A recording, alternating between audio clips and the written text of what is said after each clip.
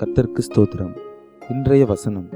தேவன் தாமே இன்றைய வசனத்தை கொண்டு உங்களை வழிநடத்துவாராக, ஆசீர்வதிப்பாராக. ஆமென்.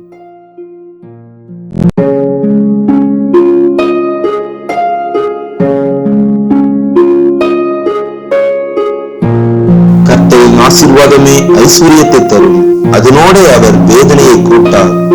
நீதிமொழிகள் 10:22.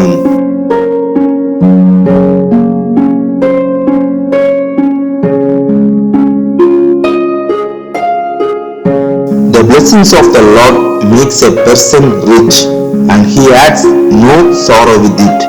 Proverbs 10th chapter 22nd verse.